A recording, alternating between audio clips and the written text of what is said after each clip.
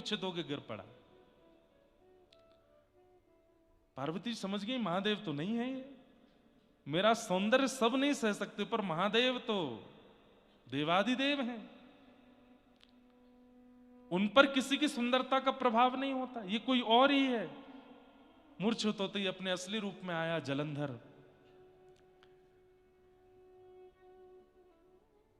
देवताओं ने सोच लिया कि इसने बहुत बड़ा अपराध किया है, इसको दंड मिलना चाहिए। लेकिन तभी जलंधर के जीवन में आई वृंदा, जिनका पातिव्रत ऐसा था कि कोई भी देवता जलंधर का बालमाका नहीं कर पा रहा था। जलंधर महापापी, जलंधर अपने जीवन में बहुत कुछ पाप कर चुका है, लेकिन पत्नी के पातिव्रत के कवच से बच रहा था।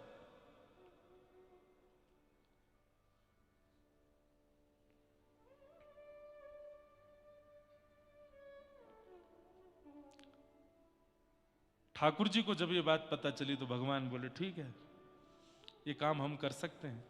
तब किसी ने कहा वृंदा को बहुत कष्ट होगा, वृंदा को बहुत पीड़ा होगी। तो ठाकुर जी बोले जीवन भर वृंदा को हम सुख प्रदान करने के लिए तैयार हैं, परंतु जलंधर ने जो पाप किया है उसका दंड उसको मिलना चाहिए।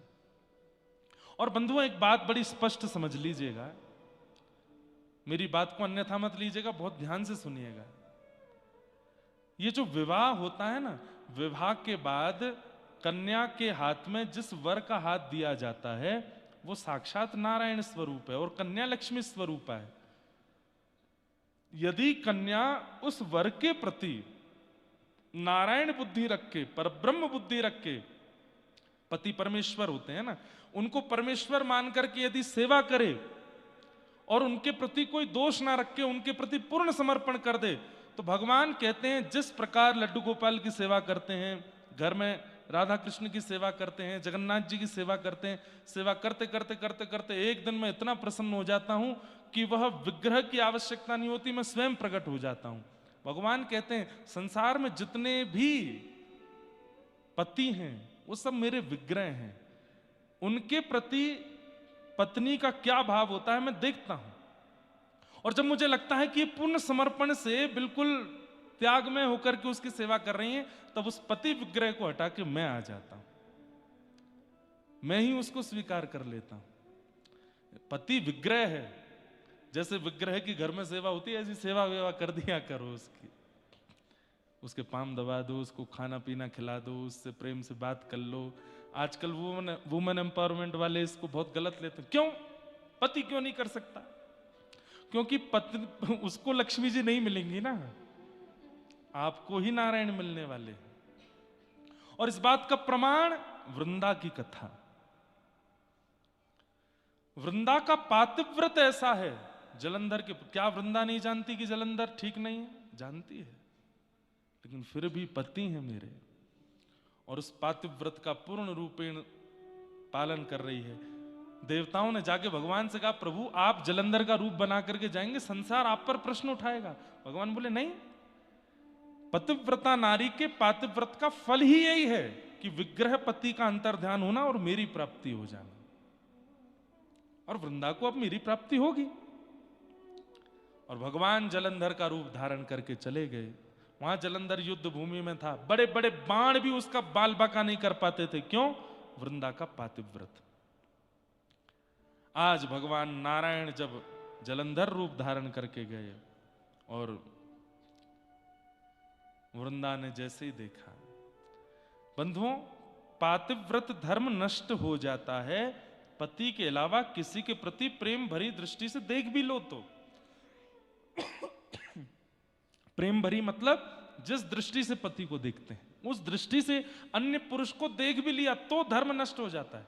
अब सामने द्वार पर जलंधर के रूप में भगवान खड़े, और जैसे ही उसने देखा आप ठीक आप आ गए, रुकिए मैं थाल पूजा का लाती हूं, और उसी भावना से जैसे भगवान को देखा पातिव्रत धर्म नष्ट हुआ और जलंधर की मृत्यु हो गई। जब पता चला, अपने पति के सर को धड़ से अलग देखा, वृंदा ने तुम कौन हो? तुम मेरे पति नहीं हो। शंख चक्र गदा पद्मधारी श्रीमन नारायण प्रकट हो गए। प्रकट होकर के कहा, वृंदा तुम्हारे पातिव्रत धर्म से प्रसन्न होकर मैं तुम्हें प्राप्त हो रहा हूं। लेकिन वृंदा का पातिव्रत ऐसा कि साक्षात नारायण सामने आ गए हैं, लेकिन फिर भी असुर बुद्धि वाला पति ही प्रिय है। नारायण बने घूमते हो, परमात्मा बने घूमते हो, मेरे पातिव्रत को तोड़ने के लिए आपने बिल्कुल भी यह विचार नहीं किया कि मैं कितने कष्ट पीड़ा में चली जाऊंगी। आपके पास हृदय नहीं है, पाषाण है। मैं श्राप देती हूं, आप पाषाण हो जाओ। भगवान बोले, हम पाषाण हो जाएंगे? तो भगवान को कृपा करने के बदले तुम श्राप दे रही हो, तो इस दंड पर हम भी तुम्हें श्राप देते हैं कि तुम भी झाड़ बन जाओ। और झाड़ काहे की बनोगी? बोले तुलसी की। हम बनेंगे शालिग्राम और तुम बनोगी तुलसी महारानी, तब भी तुम्हारा संग नहीं छोड़ेंगे। क्यों? तुम्हारा पातिव्रत धर्म हमको बहुत प्रिय लगा है। जब तक पृथ्वी पर मेरी अर्चना सेवा चलती रहेगी वृंदा, तुम मेरे समीप ही रहोगे। और भगवान शालिग्राम बन गए। शालिग्राम बन के दामोदर कुंड में विराजमान हो गए। और ये पूरा शालिग्राम क्षेत्र है। शालिग्राम भगवान साक्षात नारायण स्वरूप माने जाते हैं। उनकी आराधना, पूजा, सेवा, अर्चना, अब उसके कितनी महिमाएं ये तो हम 7 दिन तक सुनते ही रहेंगे। धो के पी लो, दिखा के खा लो, इतनी सामान्य सी सेवा है। शालिग्राम भगवान को निला करके चरणामृत पी लो, प्रसाद दिखा के पालो, बस ये सबसे इससे ज्यादा कुछ नहीं करना है। और बस एक काम और, क्या? शालिग्राम भगवान सदैव तुलसी जी के साथ में रहे। शालिग्राम भगवान प्रकट हो गए मुक्तिनाथ क्षेत्र से, और वृंदा यानी कि तुलसी, उनके साथ सदैव आपका निवास होने लगा। इस प्रकार भगवान शालिग्राम रूप में प्रतिष्ठित हुए, शालिग्राम रूप में विराजमान हुए। अब यहां नेपाल में जो गंडकी मैया हैं, इनको कृष्ण गंडकी कहते हैं और आजकल की भाषा में काली गंडकी बोलते हैं। काली गंडकी आप देखेंगे तो गंडकी जी का जो जल भी है वो भी काला है, पर मूल नाम उनका कृष्ण गंडकी है। कृष्ण मतलब भी काला ही है, कृष्ण गंडकी। एक यहां श्वेत गंडकी भी है, एक श्वेत गंडकी है, एक कृष्ण गंडकी है। ये कृष्ण गंडकी है जो पूरे रास्ते हमको दर्शन देते आ रही थी। आप में से पता नहीं किसी ने, एक आध ने तो किए होंगे। जोमसोम जब आपने हवाई पट्टी पार करी, उसके बाद में एक बहुत बड़ी शालिग्राम शिला गंडकी जी में विराजमान थी। लगभग सबने दर्शन किए उस शिला के।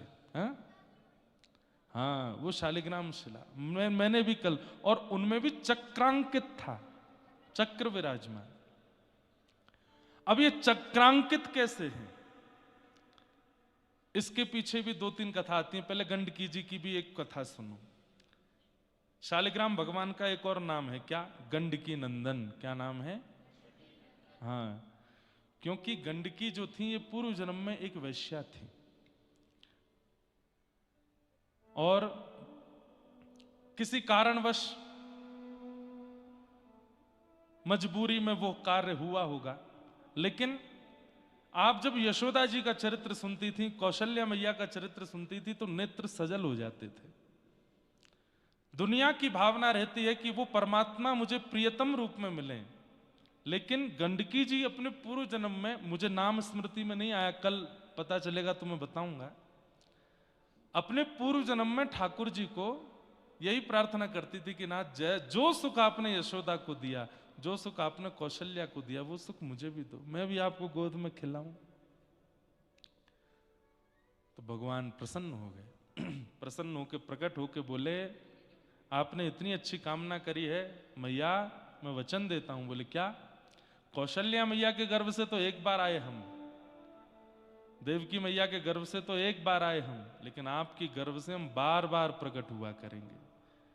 कालांतर में हमारे रास बिहार के समय, ध्यान से सुनिए, जब हम किशोरी जी के साथ रास बिहार कर रहे होंगे, जब हम सियाजू के साथ रास बिहार कर रहे होंगे, रास करते करते करते करते करते करते जब हमारे श्रम जल, यहाँ इसको गंडूश बोलते, वैसे कुल्ला मतलब मुंह भर के ऐसे कुल्ला करना, उसको गंडूश कहते हैं। पर इस क्षेत्र में जब पसीना आवेगा, प्रश्वेत आवेंगे, और वो जब यहां से गिरेंगे, गाल से नीचे जो बिंदु गिरेगा वही आपका रूप होगा। गंड क्षेत्र से प्रकट हुई, इसलिए उनका नाम है गंडकी। भगवान के गालों से उनका प्रादुर्भाव है। ये वही है जो पूर्व जन्म में भगवान को कह रही थी कि हमारे लिए पुत्र बनो, और ठाकुर जी बोले हम आपके लिए पुत्र रूप में शालिग्राम बन के आएंगे, और मैया आपकी ही कल कल लहरों में हम झूलते रहेंगे, कभी इधर कभी उधर, कभी ऐसी झुलाती रहना हमको, हम आपकी ही गोद में रहेंगे। तो मैया की इच्छा पूरी करके यहाँ गंडकी मैया प्रकट हुई, भगवान के गालों से प्रकट हुई, और प्रश्वेत का बिंदु है, पसीने के बिंदु, और उससे गंडकी मैया, और इन्हीं के भीतर से शालिग्राम भगवान, जो इनको वरदान दिया था उस भाव से। अब तीसरी कथा सुनो। एक राक्षस था, तो वो राक्षस हिमालय पर बैठ करके तपस्या कर रहा था। तपस्या का नियम है कि नारदो देव दर्शन से पहले नारद जी का दर्शन होता है। बहुत ध्यान से सुनिएगा। नारद जी महाराज प्रकट हो गए, नारायण नारायण नारायण, वरदान मांगो वरदान मांगो। उसकी आंख खुली, सीधे भागा नारद जी के पीछे। नारद जी बोले, अरे बड़ा विचित्र आदमी है भाई, पीछे क्यों भाग रहे हो? बोले, मैं तप कर रहा था, जिस कामना से वो कामना पूरी हो गई। बोले, क्या कामना है बताओ तो सही। दौड़ते दौड़ते ही पूछ रहे नारद जी। बोले, मैं बहुत दिन का भूखा हूं, बहुत दिन से भूख लगी थी, तो मैंने सोचा दुनिया में जो सबसे सुंदर होगा उसी को खाऊंगा। आप मिल गए मुझको। नारद जी बोले, ओ भैया तेरे हाथ जोड़े, मुझसे भी सुंदर कोई है? नहीं नहीं नहीं नहीं, आपसे सुंदर। अरे देखो क्या सुंदर केश हैं आपके, क्या सुंदर आंख हैं, क्या सुंदर आपका अरे भैया तुम मेरे स्वरूप को भूल जाएगा, मैं तुझे ऐसा स्वरूप दिखाता हूं। बोले, कौन से? लेके गए उसको बद्रिकाश्रम, और वहां शंख चक्र गदा पद्मधारी श्रीमन नारायण विराजमान। बोले, वो देखो। जैसे ही उस राक्षस ने देखा, राक्षस ने कहा, बोले, हाँ ये तो आपसे भी ज्यादा सुंदर है, मेरे तो मुंह में पानी आ गया इनको देख के, अब मैं इनको खाऊंगा। जैसे ही भगवान को खाने के लिए दौड़े, भगवान बोले, रुक जा भैया, क्या कर रहे हो? बोले, मैं खाऊंगा, मैंने तपस्या की थी। पहले नारद जी बढ़िया लगे, उनसे बढ़िया आप हो, और आपसे बढ़िया दुनिया में कोई हो नहीं सकता। ठाकुर जी बोले देखो मैं तुमको रोकूंगा तो नहीं, तुम खाना चाहो तो खा लो, पर इतनी सारी सिद्धियां, योगनियां और देवी देवता मेरे चारों तरफ रहते हैं कि तुमने मेरे शरीर का स्पर्श भी किया ना तो जल के भस्म हो जाओगे, इसलिए खाना बहुत दूर की बात है। मेरी इच्छा कैसे पूरी होगी? मेरी तपस्या विफल हो जाएगी। नहीं तो बताओ तो इसको खाऊं। नारद जी हाथ जोड़े पीछे खड़े हैं। मुझे बताइए क्या कर सकता हूं? तो भगवान बोले, तुम चिंता नहीं करो। बोले, क्या, कैसे होगा? बोले, तुम एक देखो, तप करके तुमने परमात्मा को ही खाने की इच्छा रखी है, तो ये अपराध किया है, और इस अपराध के कारण तुम एक कीड़ा बनोगे, और कीड़ा बन के तुम पहुंच जाओगे गंडकी में, और वहां जब जब मेरा स्वरूप तुमको मिलेगा, अनेक पत्थर होंगे उसमें, लेकिन और किसी में तुमको स्वाद ही नहीं आएगा। सबसे सुंदर शालिग्राम शिला, वो जैसी मिलेगी तुम उसको काटा करोगे, खाया करो, खूब प्रेम भर के हमको खाओ, बढ़िया सुंदर चक्राकृति बनाओ, गणेश आकृति बनाओ, शिव आकृति बनाओ, जगन्नाथ आकृति बनाओ, जैसे तुम्हारा मन करे खाते रहना। तो वही राक्षस कीड़ा बन के गंडकी में आ गया, और किसी पत्थर को नहीं खाता है वो केवल शालिग्राम भगवान के पास जाता है, और उनके भीतर जाके कहीं कहीं नृसिंह बना देता है, कहीं कहीं चक्राकृति बना देता है, कहीं पर राम दरबार, हमारे पूज्य मल्लूपीठ वाले महाराज जी की सेवा में राम दरबार है शालिग्राम भगवान में। गणेश आकृति बन जाती है, शिव आकृति बन, ऐसे आकृतियों से युक्त सुंदर सुंदर शालिग्राम भगवान की सेवा भी करता है और अपनी पेट पूजा भी करता है। एक ये कथा, इसलिए चक्राकृति बनती है। और एक बड़ी अद्भुत कथा यहां नेपाल में एक स्थान है त्रिवेणी घाट। वहां त्रिवेणी घाट को कहते हैं कि यहां पर गजेंद्र त्रिवेणी धाम, वहां पर घाट और धाम एक ही बात नहीं हुए? अच्छा। तो वहां पर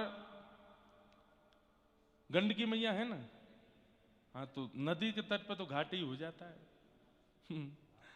तो त्रिवेणी धाम में किसी कल्प में गजेंद्र मोक्ष की लीला हुई थी, और कहते हैं कि जैसे ही वहां पर श्रीमन नारायण भगवान प्रकट हुए, और गजेंद्र मोक्ष की कथा आपने सबने सुनी है, नहीं सुनी होगी तो हम थोड़ी थोड़ी सुनाएंगे। गजेंद्र का उद्धार करने के लिए जब भगवान ने सुदर्शन चक्र को छोड़ा है, तो यहीं त्रिवेणी धाम पर उस सुदर्शन ने गजेंद्र के पैर को मुख में लिए बैठे ग्राहक के मुख को विदीर्ण किया, और इतने क्रोध में आ गए सुदर्शन जी कि भगवान के भक्त को इतना क्रोध दिया, उनका वेग शांत नहीं हुआ, और पूरी गंडकी चलते चलते चलते वो दामोदर कुंड तक चलते रहे। इस बीच में जितनी भी शालिग्राम शिलाएं आईं, सबका सुदर्शन जी ने स्पर्श किया, और उन सब में सुदर्शन आकृति प्रकट हो गई, इसलिए वो चक्राकृति शालिग्राम है। यह भी एक कथा बताई जाती है। कुल मिलाकर के आप जिस धाम तीर्थ में बैठे हैं, ये सामान्य नहीं है, ये अति दुर्गम और अति दुर्लभ है, सामान्यता से मिलने वाला नहीं है, परंतु हमें मिला है, इसलिए इसका त्याग किंचित किसी भी रूप में ज्यादा से ज्यादा हो सके, संख्या मत गिनिएगा। एक तो यहां पर अष्टाक्षर मंत्र करेंगे तो दुगुना हो ही जाएगा, अधिक मास में करेंगे तो उसकी फल कितना होगा उसका कुछ हम कह नहीं सकते। अष्टाक्षर मंत्र उनको करना है, बाकी जो भी यहां आए हैं, आपके जो भी गुरु मंत्र प्रदान आपको गुरु के द्वारा किए गए हैं, उन मंत्रों का यहां पर खूब चिंतन करो, खूब जाप करो, गिनती करके नहीं, अनगिनत करो, यथाशक्ति करो, शक्ति से ज्यादा बढ़कर के करो। दूसरा नियम, ज्यादा से ज्यादा समय मौन रहिए। मौन का नियम मत ले लीजिए कि आप बोलो ही नहीं, किसी को इशारा वजह करो, फिर पता चली कल को सांस घुट रही है और आप ऐसे इशारा करो, क्या हो गया, अब वो सामने वाला नहीं समझ पाया, फिर क्या करोगे। कम बोलो, ये नियम ले लो। मौन का तो हम ले लेते हैं, बाकी आप लोग कम बोलने का नियम ले लो। कम बोलो, बहुत कम बोलिए, जितना ज्यादा से ज्यादा हो सके हरि नाम, कृष्ण नाम, राधे नाम, गोविंद नाम, गोपाल नाम, वृंदावन का नाम, युगल नाम, राधे कृष्ण कृष्ण कृष्ण राधे राधे, राधे श्याम श्याम श्याम राधे राधे, युगल नाम, महामंत्र जो आपको प्रिय लगता है, विजय महामंत्र, श्री राम जय जय राम, श्री राम जय जय राम, द्वादशाक्षर मंत्र ओम नमो भगवते वासुदेव, इनका जप करो, खूब जप करो। एक ही पकड़ लीजिए, उस एक को ही करना है 7 दिन तक। किसी किसी के मन में महाराज जी जब हम करते हैं तो कुछ और भी आता है, उसको भी कर लो। जब आलू की सब्जी बनी है, कोई चटनी परोस जाए तो उसको भी पालो, बीच में खीर आ जाए तो वो भी खा लो, बीच में छाछ आ जाए तो वो भी पी लो। लेकिन इसका मतलब ये नहीं कि सब गुड़ गोबर नहीं करो, 2-4 ऐसे करके बढ़िया नाम करो। और गुरु प्रदत्त यदि हो तो सोने में सुहागा, उसको करिए। पर्वतों की थोड़ी ऊंचाई जहां बढ़िया लगे वहां आसन लगा के बैठो, बढ़िया सॉल वॉल पहन के कान वान बंद करके बढ़िया ध्यान करो, नाम करो, ध्यान करो। नेटवर्क तो आएंगे नहीं, यहाँ पे सिम ही नहीं चलेगी, चल रही है बहुत बढ़िया, इंटरनेशनल रोमिंग होगी, सब कुछ करके मतलब थोड़ा डिटैच रहो उस दुनिया से जहां पे हम रहते हैं। नहीं तो क्या फायदा, यहां आकर के भी वही सब कर रहे हो जो वहां करते हो, क्या फायदा। तीसरा, गजेंद्र मोक्ष, नारायण कवच या विष्णु सहस्त्र नाम, इनका पाठ करना है। मैं भी वैसे योजना आज बना लूंगा, नहीं तो हम ही कल कथा में बता दिया करेंगे। कल से तो कथा सुबह होगी, शाम का एक समय दे देंगे, वहां सब लोग पहुंच जाओ। वहां पहुंच करके बढ़िया सब लोगों को एक एक पीडीएफ मिल जाया करेगा। कभी नारायण कवच का पाठ करेंगे, गजेंद्र मोक्ष का पाठ करेंगे, गोपाल सहस्रनाम का पाठ करेंगे, राधा कृपा कटाक्ष का पाठ करेंगे, जो स्तुतियों का पाठ करेंगे, संस्कृत वद्य स्तुतियों का। अच्छा आनंद रहेगा यहाँ पर। और अगर हम नहीं बता पाए कल तो अपने आप कर लेना। तो वो सब भाव है, क्योंकि हम कुछ और भी खोजने आए हैं यहाँ पे, तो वो उसमें भी व्यस्त हो सकते हैं। ये सब आपको नियम क्रम करने हैं। और जाने से पूर्व सोच के समझ के पूछ करके भाई लोग यज्ञोपवीत धारण करके ही आप शालिग्राम जी की सेवा कर सकते हो। यदि यज्ञोपवीत धारण नहीं करते हैं तो शालिग्राम भगवान की सेवा का अधिकार नहीं। इसलिए जब अधिक मास पूर्ण हो जाए उसके बाद यज्ञोपवीत कराइए, उसके बाद शालिग्राम भगवान सेवा करिए। शालिग्राम भगवान की सेवा में और क्या क्या नियम आदि सब होते हैं वो सब हम सब बताएंगे कथाओं में। माताएं बहनों को परहेज करना चाहिए। शालिग्राम भगवान की सेवा में सेवा की सब सामग्री आप प्रकट कर सकते हो। ठाकुर जी के लिए भोग आप प्रकट कर सकते हो, ठाकुर जी के लिए चंदन आप घिस सकते हो, ठाकुर जी के लिए कई शालिग्राम भगवान वस्त्र भी पहनते हैं तो वस्त्र आप बना सकते हो। पर स्पर्श करके सेवा का अधिकार हम पुरुषों को नहीं बोल रहे हैं, उसी को है जो यज्ञोपवीत पहनता हो।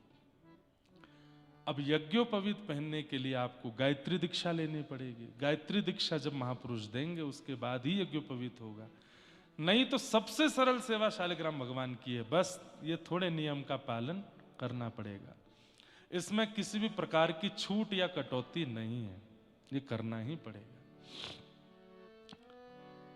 तो कल हम बताएंगे कि शालिग्राम भगवान कहाँ कैसे प्राप्त होते हैं। वैसे तो दामोदर कुंड जो है वहां जाने का रास्ता थोड़ा दुर्गम है, ट्रैकिंग करके लोग जाते हैं, कई लोग एक दिन में भी पहुंच जाते हैं, कई 2 दिन में भी पहुंचते हैं।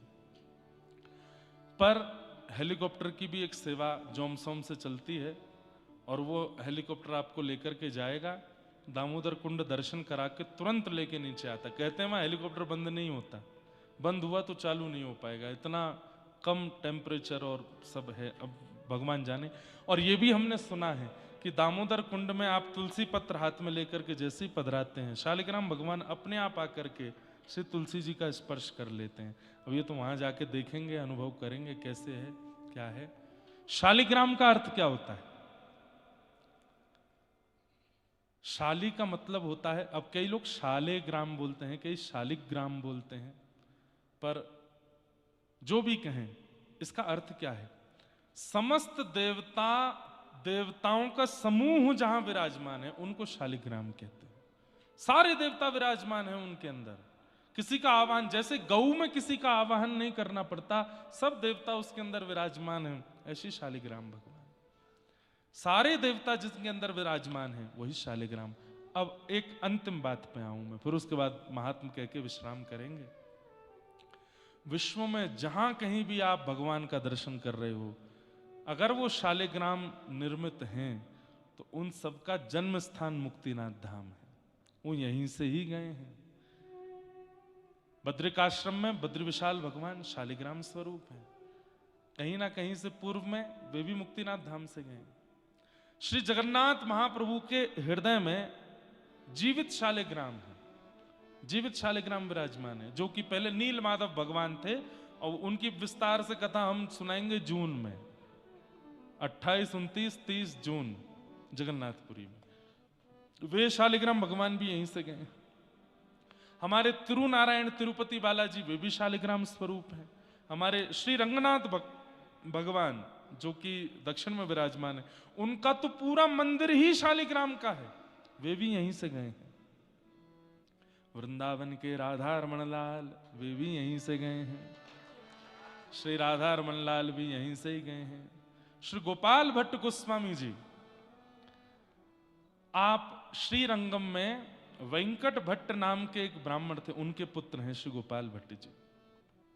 वेंकट भट्ट जी श्री रंगनाथ भगवान की सेवा करते थे और एक दिन रंगनाथ भगवान की सेवा करते करते आपने जब पीछे देखा दर्शनार्थियों में उत्ताल नृत्य कर रहे थे चैतन्य महाप्रभु, उनके रूप को देख करके वेंकट भट्ट जी बड़े प्रभावित हुए और उन्होंने निवेदन किया, कहां से आए भगवान? तो कहा कि हम बंगाल से आए हैं, जगन्नाथपुरी से आए हैं। बोले हमारे घर चलिए ना, प्रसाद आदि पाइएगा, वहीं निवास कीजिएगा। तब श्री चैतन्य महाप्रभु वेंकट भट्ट जी के यहाँ गए और उन्हीं के छोटे पुत्र हैं श्री गोपाल भट्ट। उन्होंने जैसे ही चैतन्य महाप्रभु को देखा बस मन लग गया। चैतन्य महाप्रभु ने गोपाल भट्ट जी को अपनी गोद में बिठाया, खूब स्नेह प्रेम दिया। गोपाल भट्ट जी को पता नहीं क्यों ऐसा लगा कि मेरे सर्वस्व मुझे मिल गए हों। छोटी अवस्था में भी उनको ही देख रहे हैं, उन्हीं को पकड़ रहे हैं, उनके पास ही बैठ रहे हैं। अगले दिन चैतन्य महाप्रभु ने इच्छा प्रकट की कि अब मैं आगे की यात्रा पर जाऊं। तो वेंकट भट्ट जी ने कहा, भगवान कैसे जाएंगे? बोले क्यों? बोले चातुर्मास प्रारंभ हो गया, अब तो 4 महीना रहना पड़ेगा। तब 4 महीने आप वहीं रहे और श्री गोपाल भट्ट गोस्वामी जी को पूर्ण रूपेण भक्त बना दिया। 4 महीने आप तो रहते थे, गोपाल भट्ट जी वहीं आगे बैठ जाते थे, कभी उनको कुछ शिक्षा देते, कभी उनको कुछ बताते, कभी उनको कुछ समझाते। 4 महीना बाद ऐसी स्थिति हो गई जैसे मां के बाजार जाने पर बालक रोता है, ऐसे श्री गोपाल भट्ट जी रोने लगे। लेकिन चैतन्य महाप्रभु बोले तुम चिंता मत करो, कुछ दिन अध्ययन करो, अध्ययन करने के बाद माता पिता की सेवा से निवृत्त होकर तुम वृंदावन चले जाना और समय समय पर हम संदेश भेजते रहेंगे। 12 वर्ष गोपाल भट्ट गोस्वामी जी और माता पिता के पास रहे। फिर माता पिता के भगवत धाम गमन होने के बाद श्री गोपाल भट्ट जी वृंदावन आए और वृंदावन में रूप सनातन गोस्वामी, जिन्होंने गोविंद देव और श्री मदन मोहन जी को प्रकट किया, वे भी चैतन्य महाप्रभु के शिष्य थे। उनके संग रह करके थोड़ी और वहां भक्ति भजन भावना की। चैतन्य महाप्रभु के एक दिन पत्र आया जगन्नाथपुरी से और श्री गोपाल भट्ट जी को उन्होंने आज्ञा की कि अब हम चाहते हैं कि आप अपने भजन का फल चखो। कैसे? बोले अब वृंदावन से मुक्तिनाथ की यात्रा करो, श्री मुक्तिनाथ धाम जाओ और वहां जाकर के श्री मुक्ति नारायण भगवान का दर्शन करना। वहां के समस्त पर्वत जो हैं बंधुओं, ये सामने एक पर्वत है, उनको संभवतः धवलगिरी पर्वत कहते हैं, धवलागिरी, क्योंकि वो श्वेत है। और ये पीछे जो है नीलगिरी पर्वत है। ये पर्वत भी शालिग्राम स्वरूप ही हैं। तो इन पर्वतों का दर्शन करना और वहां जाकर के श्री गोविंद कुंड, श्री दामोदर कुंड में जाके स्नान करना और वहां जाकर के अपने सेवा के अनुरूप शालिग्राम भगवान को लेकर के आना, ये पत्र में चैतन्य महाप्रभु ने आज्ञा दी है श्री गोपाल भट्ट गोस्वामी जी को। तब गोपाल भट्ट गोस्वामी जी गए हैं ऊपर दामोदर कुंड पर जाकर के स्नान आदि किए। तो कहते हैं इतने असंख्य शालिग्राम प्रकट हो गए, मानो सब शालिग्राम भगवान कहने लगे हमको ले चलो, हमको ले चलो, हमको ले चलो। तब आप बड़े संशय में आ गए, कौन से शालिग्राम भगवान लेकर के जाऊं? तो आपने नेत्र बंद करके और श्री चैतन्य महाप्रभु का स्मरण किया और स्मरण मन में बस इच्छा प्रकट हो गई कि नाथ, सब कथा जानते हैं, आपकी नासिका, आपके नेत्र, आपके कान, आपके हस्त कमल, आपके चरण कमल भी होंगे ना, मुझे दर्शन कराइए ना। आप जब प्रहलाद के लिए नृसिंह बन के आ सकते हैं तो गोपाल भट्ट के लिए हाथ पैर मुख धारण करके क्यों नहीं आ सकते? और उसमें भी कहते हैं ना कि घाव पर नमक छिड़क दिया हमारे श्री हरिराम व्यास जी ने जाके। ये कोई ऐसी वाली बात नहीं है कि उन्होंने गलत किया, बल्कि बंधुओं आचार्यों की क्रिया तो और सहायक बनती है भगवत दर्शन में। उन्होंने जाकर के बस वहां कह दिया, बोले कहां है आपके भगवान का झूलन उत्सव है? बोले वो झूल रहे। तो कहां? अच्छा ये झूले रे झूले मेरे गंड की नंदन, झूले रे झूले मेरे गंड की नंदन, झूले रे झूले मेरे गंड की नंदन,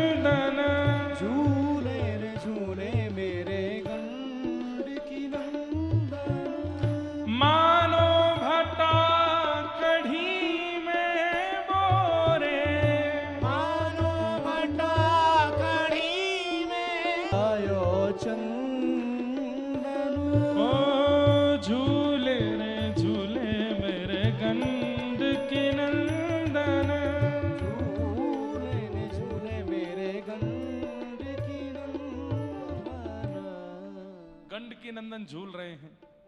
अब इन्होंने तो सही कहा, शालिग्राम भगवान गंडकी नंदन ही हैं, पर गोपाल भट्ट गोस्वामी जी बोले वृंदावन में सब राधा युक्त हैं। राधा वल्लभ, राधा गोपीनाथ, राधा मदन मोहन, राधा गोविंद और मेरे गंडकी नंदन। राधा गंडकी नंदन ये नहीं हो सकते क्या? हे नाथ, आप गंडकी नंदन ही क्यों हो? आप भी कुछ राधा के हो जाइए ना। वृंदावन में सब राधा वर हैं, आप राधा वर कब होगे? बस इसी विरह में रात भर रोते रहे, रोते रहे, रोते रहे। प्रातः काल यमुना स्नान करके आए तो आसन पर देख रहे हैं कि जो चद्दर रात में उड़ाई थी शालिग्राम भगवान को, उस चद्दर के अंदर कुछ खड़ा। आहा,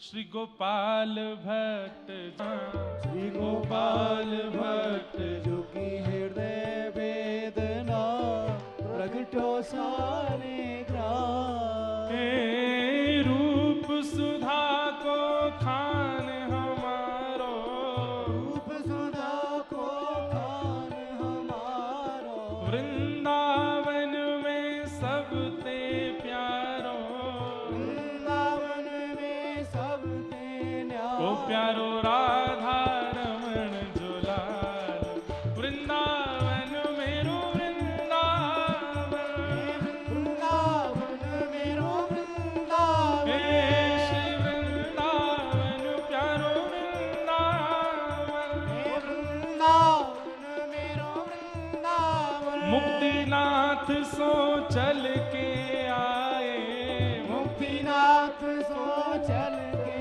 ओ आए। प्यारे राधा